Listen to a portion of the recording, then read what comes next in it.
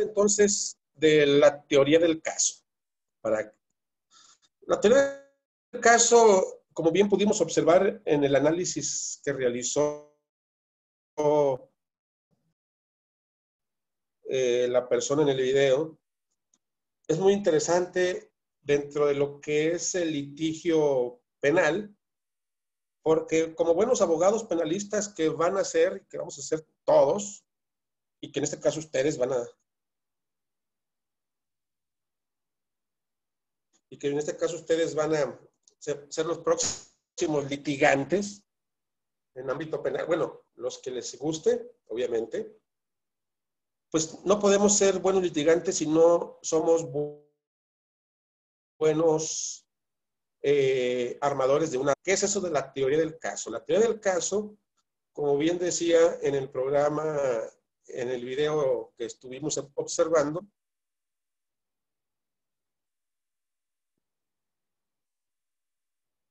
nos hablaba el especialista que consiste en reunir elementos bastante importantes y relevantes que nos van a permitir esos elementos que nosotros armemos, integrar bien nuestros argumentos jurídicos para cuando nos encontremos ya en la etapa de juicio, que es la tercera, poder exponer de manera correcta esos tres elementos, pues nos va a dar pie a que llevemos una ventaja jurídica y que podamos obtener pues el resultado favorable que buscamos. El Ministerio Público lo que busca a final de cuentas es romper con la presunción de inocencia del imputado.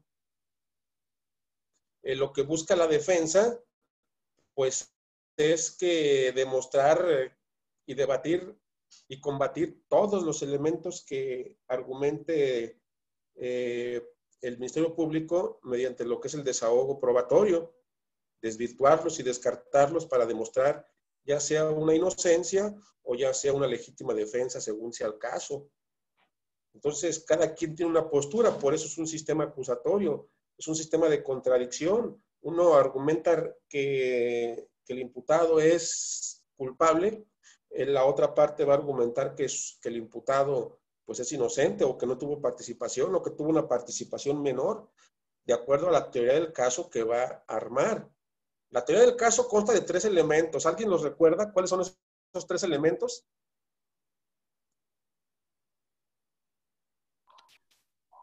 Probatorio y jurídico. ¿Y el otro? Fácticos. Fáctico.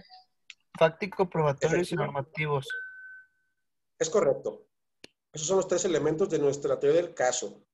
La teoría del caso, por lo tanto, es la herramienta jurídica que tenemos nosotros como operadores del sistema penal para poder argumentar en la etapa de juicio, ya sea una buena acusación o ya sea una buena defensa que nos permita obtener un resultado favorable para nuestro cliente o para, en este caso, para la víctima. Que si ya sea que soy asesor jurídico o ya sea que sea defensor. Y efectivamente todo esto va a iniciar, como bien decíamos, como bien comentaba en el video el exponente, que tenemos que armar nuestra teoría del caso prácticamente, a pesar de que la aplicamos en la etapa 3, en la de juicio, pues tenemos que irla armando desde el inicio, desde la etapa de investigación. La etapa de investigación desde que se integra la carpeta, como Ministerio Público, tengo que estar observando pues el hecho que constituyó el delito, cómo sucedió,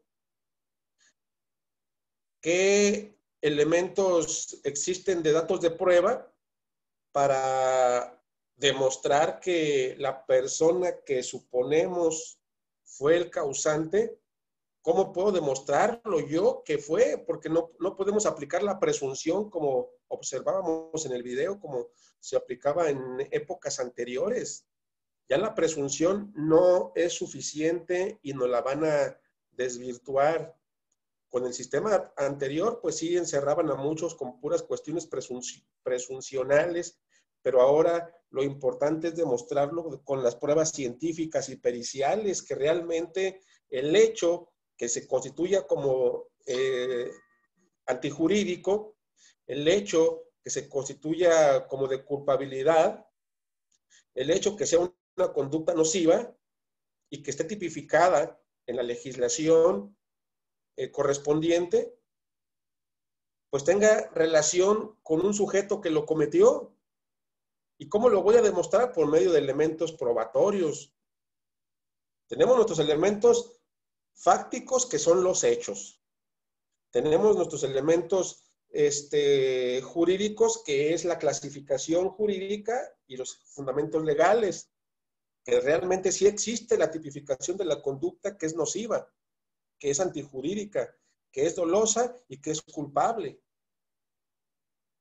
Lo tenemos en nuestros códigos penales, que ahí está tipificado. Y nuestros elementos probatorios fundamentales, que son todo lo que yo pueda recabar de datos de prueba, ya sea testigos, peritos, documentos, elementos físicos y materiales y tecnológicos. La prueba pericial es fundamental, que es la que nos va a permitir, en este caso, demostrar fehacientemente que una persona cometió el hecho delictivo criminal.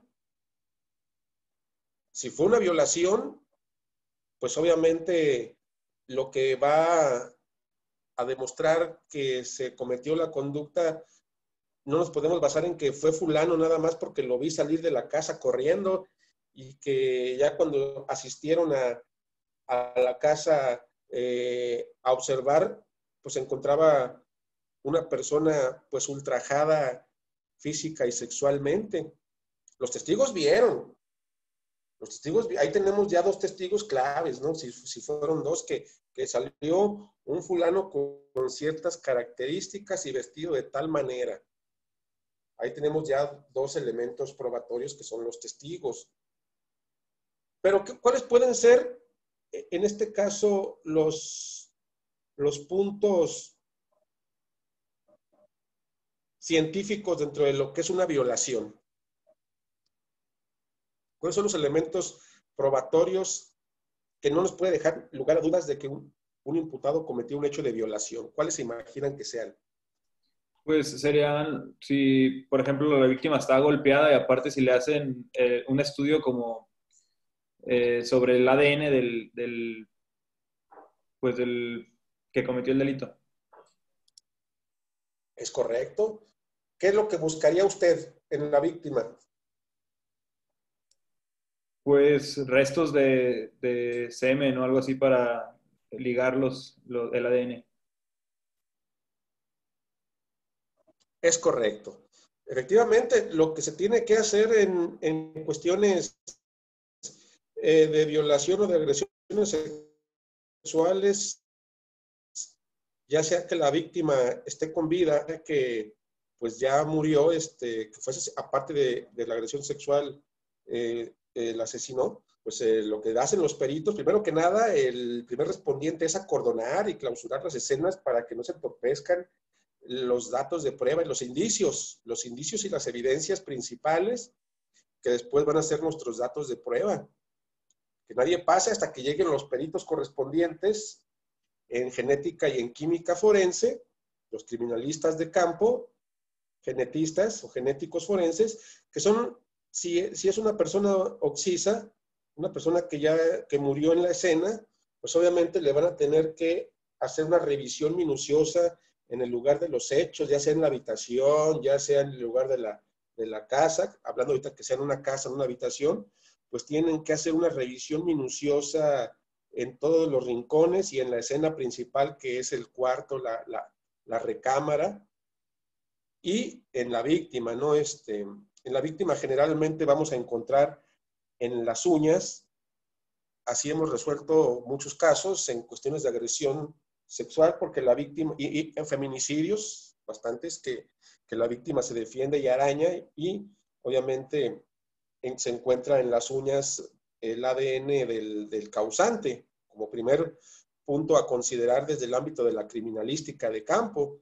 Otras cuestiones, pues va a ser efectivamente, como bien decía ahorita el compañero, algunos mordiscos, porque la odontología forense va a ser fundamental también en esos casos, que en base a las mordidas que le da el depredador sexual a la víctima, pues se han resuelto muchos casos. Digo, ahí tenemos el famosísimo caso de Ted Bundy. ¿Alguien sabe quién fue Ted Bundy? Era un Sí. asesino serial de Estados Unidos que se defendió solo, ¿no? Efectivamente, abogado y psicólogo a la vez, muy inteligente, pero pues enfermo, era psicópata, y tenía pues muchas cuestiones ahí psicológicas que tendía a asesinar a jovencitas con un mismo estilo, una misma línea física, jóvenes, bonitas, de un mismo estilo de peinado y de cabello, porque les recordaban a cierto punto de cuestiones psicológicas anteriores y obviamente pues las violaba, practicaba sexo antemortem y postmortem, es decir, en vida y fallecidas, porque era necrofílico, pero aparte también practicaba lo que es canibalismo y exceso de lo que es la violencia física en las víctimas, sobre todo las mordidas que practicaba, que eso fue a final de cuentas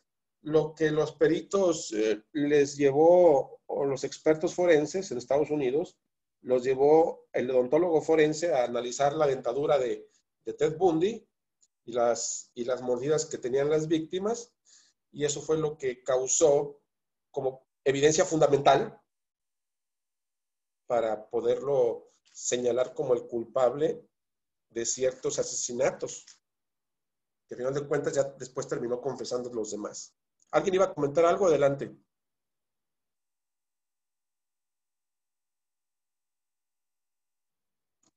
Bien, y entonces, efectivamente, eso junto con lo que es recabar datos como el semen en las ropas, en cavidades del cuerpo, de la víctima, en este caso si es fallecida, obviamente en la misma escena, pues van a ser fundamentales, como bien decía ahí en el video el analista, pues obviamente si encontrábamos semen, partes genéticas en las uñas de la víctima, en lo que respecta a un sospechoso que después capturamos, que a lo mejor pudo haber sido un vecino, un amigo, un familiar, pues obviamente eso no hay duda. Ahí tenemos nuestros elementos fundamentales de la teoría del caso, nuestros hechos fácticos, qué fue lo que sucedió, o elementos fácticos. Nuestros elementos jurídicos, pues hubo una homicidio con violación y lo demás, ¿no? Es la clasificación jurídica del elemento, qué delito se cometió y dónde está fundamentado jurídicamente.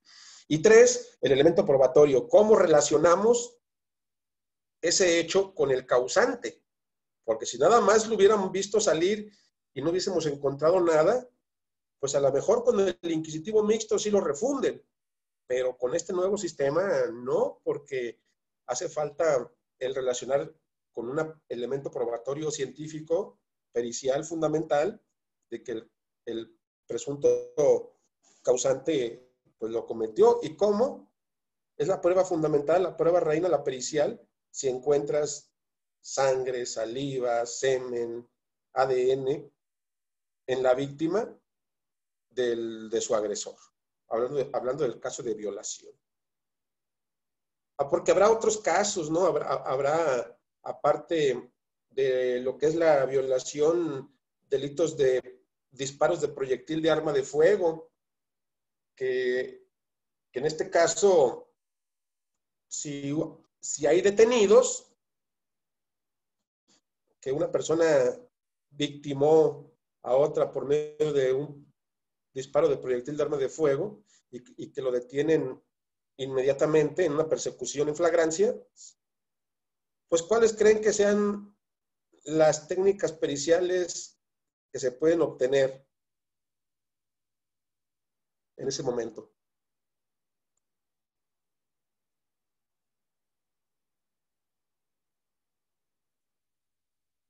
¿Qué se imaginan que pudiéramos hacer como criminalistas y forenses en esta persona que acaba de accionar un arma de fuego.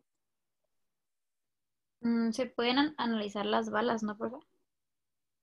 Ese es un punto. Balística sería nuestro laboratorio de balística que analice lo que es el arma, primero que nada porque se tuvo que acordonar la escena y no alterarla para encontrar en el arma huellas digitales del causante. Punto número 1. Las huellas, ahí están las huellas digitales en el arma. 2, hacer la revisión del arma en balística de que se acaba de accionar, que sí se accionó, y que la bala encontrada en el cuerpo o las balas encontradas en el cuerpo de la persona occisa, pues corresponden a esa pistola. Y 3, hay que hacerle la prueba de radiosonato de sodio.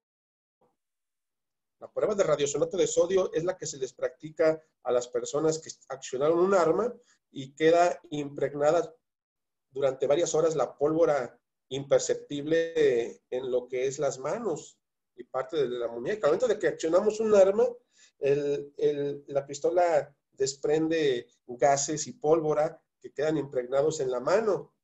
Obviamente son imperceptibles así a primera vista, pero cuando se le lleva al causante a que se le practique la prueba forense de radiosonato de sodio, pues en este caso va a decir, acaba de accionar un arma de fuego. Entonces ahí yo ya reuní mis elementos probatorios, lo que es las pruebas balísticas, el arma de fuego, las balas corresponden, tenemos el indicio del occiso, primero que nada, le quitó la vida, también importante, está difunto o está lesionado, en este caso difunto, y la prueba fundamental es de que lo vieron testigos, corrió, lo alcanzaron los policías, y rápido lo llevaron en la detención a hacerle la prueba de radiosonato de sodio para tener las evidencias fundamentales, que en este caso es que accionó el arma de fuego. Ante esas evidencias y ante esos elementos probatorios, que yo como investigador o como Ministerio Público, que cuando los reúno de forma íntegra en mi carpeta de investigación, estoy reuniendo esos elementos probatorios fundamentales que me van a servir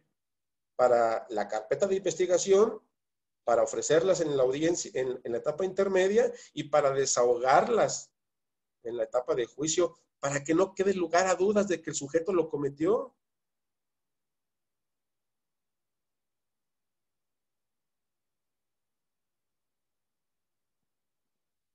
Perfecto. Entonces, eso es armar una buena teoría del caso. El Ministerio Público, tanto como el defensor, arman sus teorías del caso desde la etapa de investigación, las siguen integrando en la etapa intermedia para cuando lleguen, si es que se llega a la etapa de juicio, pues iniciar la etapa de juicio con alegatos de apertura, donde yo le voy a explicar como Ministerio Público a los jueces precisamente en lo que va a consistir el desahogo probatorio. Primero empiezo yo con el alegato de apertura, si soy Ministerio Público, tal cual como en las películas estadounidenses, nomás que aquí todavía no se aplica el pararse de pie y orar ahí en la sala o el disertar en la sala de la audiencia, explicándole a los jueces lo que voy a hacer durante lo que es el desahogo probatorio, que siendo las tales horas, fulano de tal se acercó sigilosamente a tal lugar y aprovechándose de la víctima, pues le causó violación, así, y lo voy a demostrar con estas pruebas que tengo del testigo fulano, perengano, perito tal, peritaje tal, y que a final de cuentas a ustedes, tribunal de enjuiciamiento, no les va a quedar duda de que fulano de tal cometió el hecho criminal por el cual se le está aquí juzgando.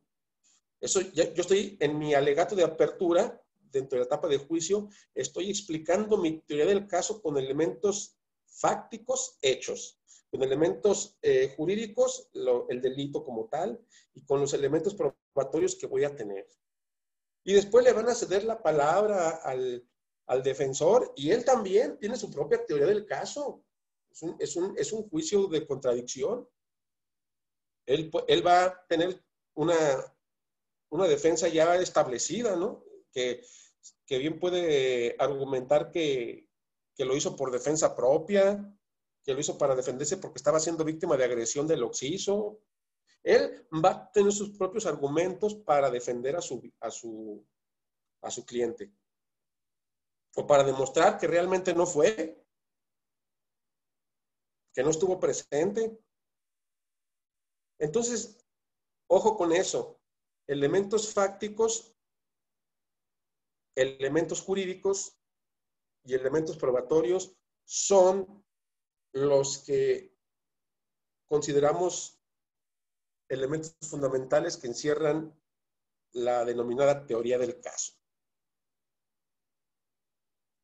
Obviamente la carga de la prueba siempre va a recaer ante el Ministerio Público, es el que debe de probar la culpabilidad, porque sigue predominando la presunción de inocencia, eso recuérdenlo muy bien.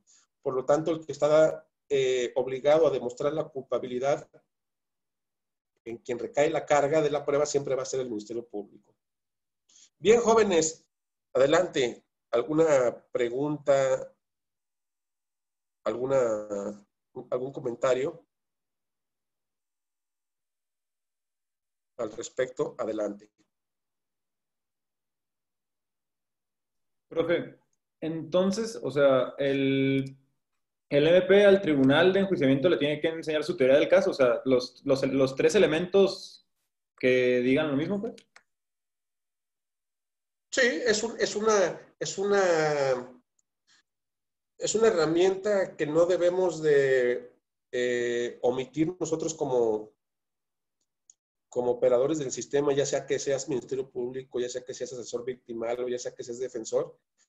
Al momento de que inicias el juicio, que ya inició el juicio, lo que primero va a suceder es el alegato de apertura, punto número 1. Obviamente, se reúnen las partes, la encargada de sala abre la audiencia, presenta a las partes, presenta al juez, les da las indicaciones a los asistentes, todo lo que ya hemos comentado que se debe de desahogar en la audiencia o que debe de informar la encargada de sala.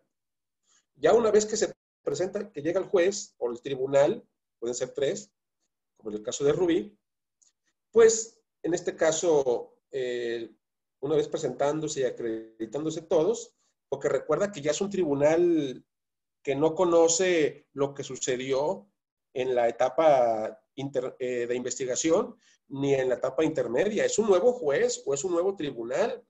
Estamos en la etapa 3. El juez de control ya no conoce. Por lo tanto, los que llegan a la etapa de juicio, ya sea que sea 1 o ya sea que sean 3, pues desconoce lo que sucedió, desconoce cuáles fueron los hechos, desconoce qué pruebas le van a presentar. Por ello mismo, cuando inicia el Ministerio Público, le debe de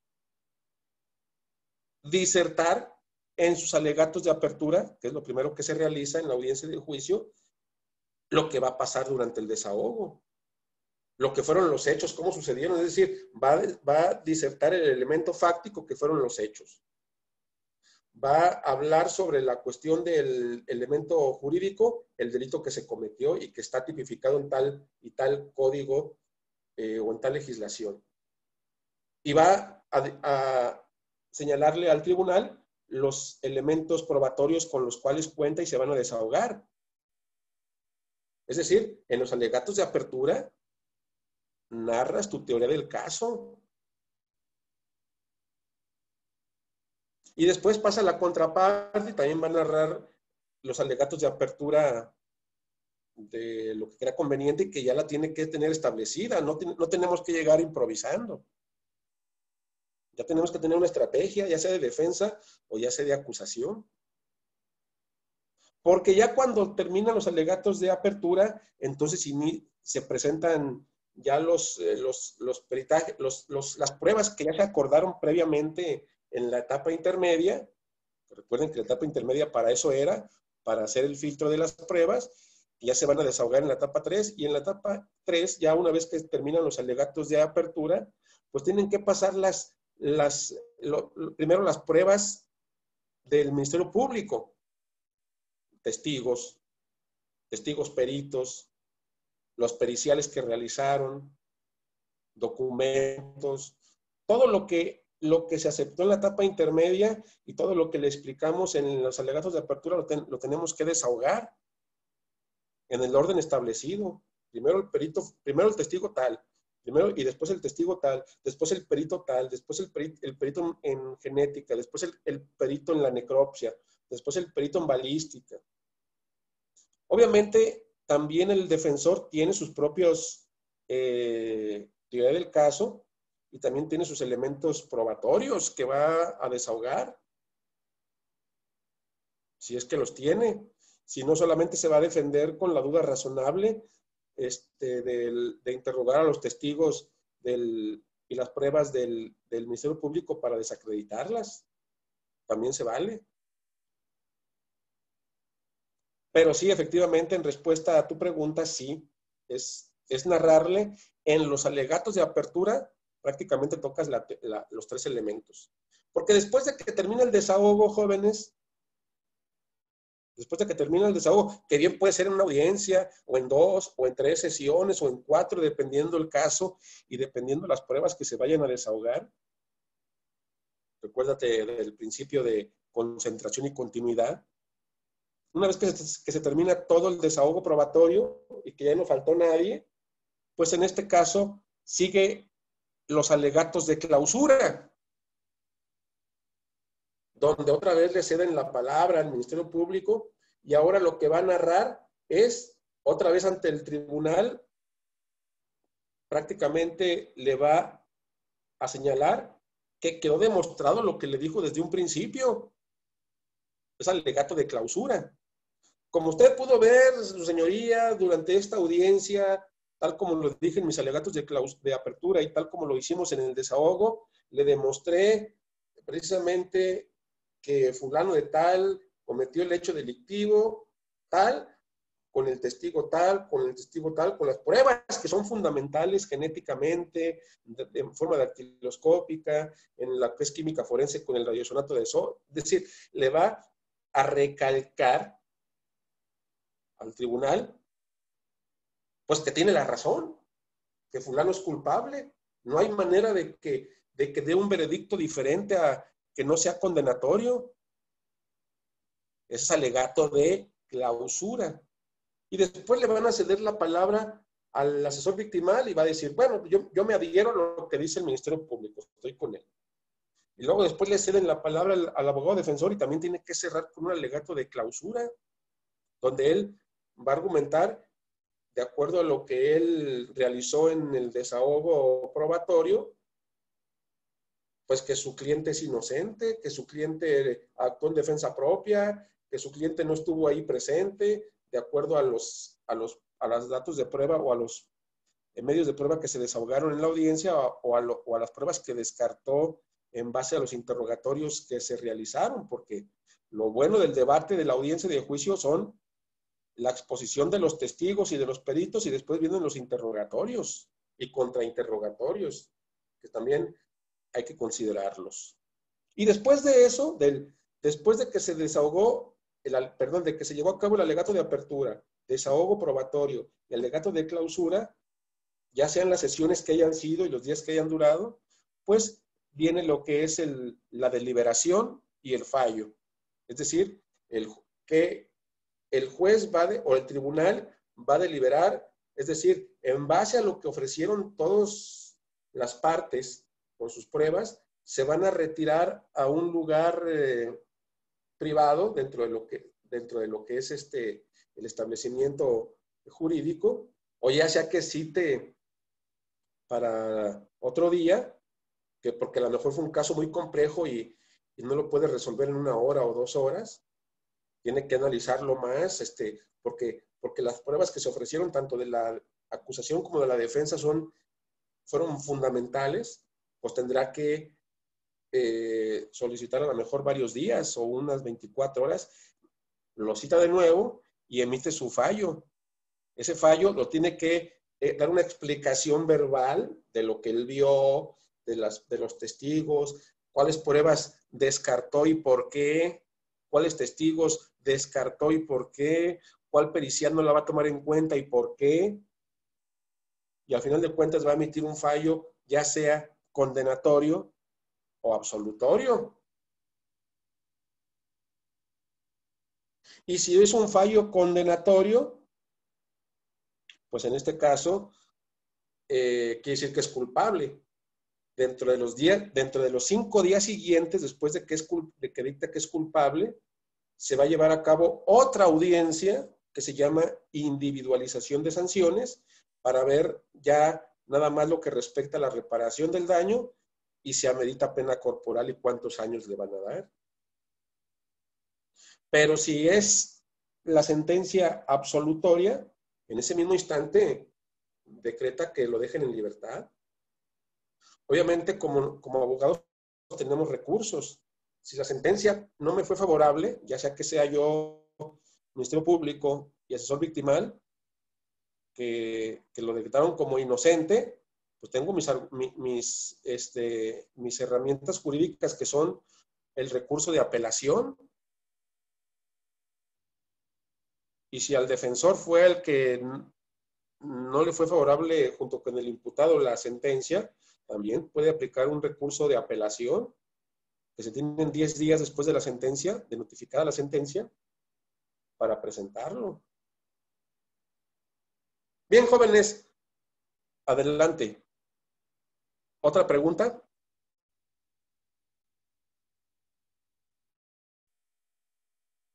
No, profe, muchas gracias. Sí, de nada. ¿Alguien más que quiera preguntar o que hubiese tenido alguna duda sobre lo platicado?